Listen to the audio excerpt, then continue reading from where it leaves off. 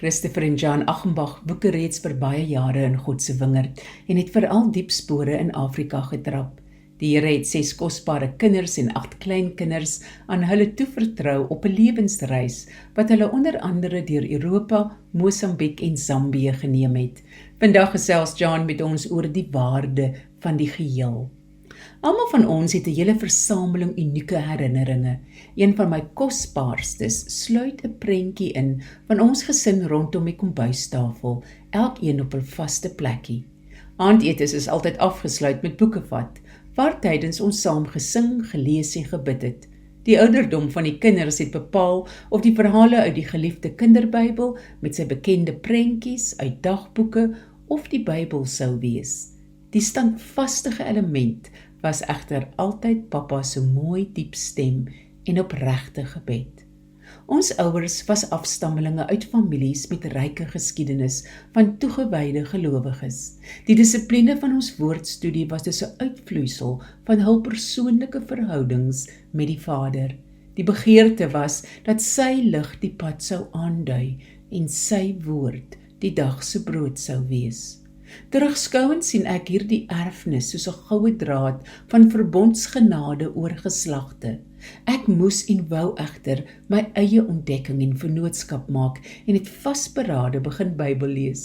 My leesstukkies was uiters kort en my aandagspan so beperk dat ek my gebed neergeskryf het om nie te veel te dwaal nie. My standvastigheid het ook effe saamgehang met die boeiendheid van die spesifieke Bybelboek. Nodeloos om te sê, maar sekere dele was net nooit ingesluit in my program nie. Te midde van die opwinding van my verhouding met Christopher, wou ons albei 'n gesonde fondasie lê. Gretig het ons saam Bybelstudie gehou en alhoewel dit kosbaar was, het dit nie 'n goeie patroon gewaarborg nie. Na ons troue het ons steeds bly soek na iets bevredigend en standhoudend. Sommige mense geniet vars afwisseling en veranderings, terwyl ander veilig voel binne vaster strukture. Die organisasie waarby ons betrokke was, het toegang verleen tot 'n baie groot boekeafdeling. Ons rakke het begin kreun onder die ryke versameling en ons lewens is uitgedaag deur die getuienisse en lering. 'n Kosbare familietradisie van voorlesing kon nou maklik voortgesit en uitgebrei word. Ons het reekse boeke begin insluit en die tuiskoolprogram daarbey aangepas. Die gesin se Bybelstudie kon aangevul word met sendingverhale en biografieë. Die kinders het 'n gewilde liedjie gesing met hierdie eenvoudige tema: die heel beste boek is die Bybel. Ons wou dus steeds 'n liefde vir en toewyding aan God se woord kweek. Een van die skatte in ons versameling was die 1 jaar Bybel. Ons het aanklank bly vind by die planmatige vordering, maar veral waardering gehad vir die afwisseling binne elke dag se gedeeltes.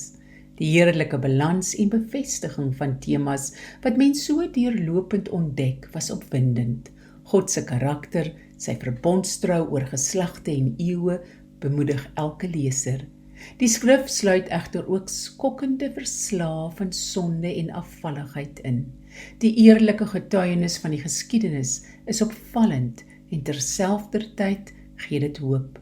Daar is egter ook die heerlike skatte wat byna weggesteek is. Langlyste name sluit soms onverwagte detail in. Onder Nehemia se leiding word Jerusalem se mure herbou. Noukeurig word elke man se naam en werksplek aangeteken, maar dan verskyn die name van 'n vader en sy dogter wat ook help bou het. Verskeie ander geslagsregisters of voorskrifte sluit ook persoonlike feite in.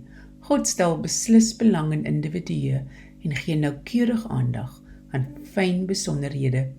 Ons eie waardering vir die leesprogram het daartoe gelei dat elkeen van ons kinders en heelwat vriende ook hul eie 1 jaar Bybel as verjaarsdag geskenk ontvang het. Dikwels sou ons 'n nuwe ontdekking of kosbare insig met mekaar deel. Ons span was jare gelede in 'n uitdagende konfliksituasie.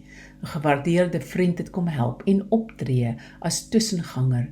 Ons vra later wat hom help om in sensitiewe omstandighede gebalanseerde en neutrale raad te gee. Sy antwoord was effe onverwags, maar motiverend. My oordeel en insig moet uit die vrees van die Here vloei. Ek beskou dit dus noodsaaklik om die hele woord van God sistematies te bestudeer. Sy waarhede is standvastig en sy beloftes en waarskuwing word my riglyn. As ek dan oudergewoonte my Bybel by die dag se datum oopmaak, is daar 'n stukkie opwinding en afwagting. Elke deel van sy skrif is kragtig en lewegewend. Sy brief verklaar sy liefde aan sy bruid en ek mag deel wees van hierdie genade.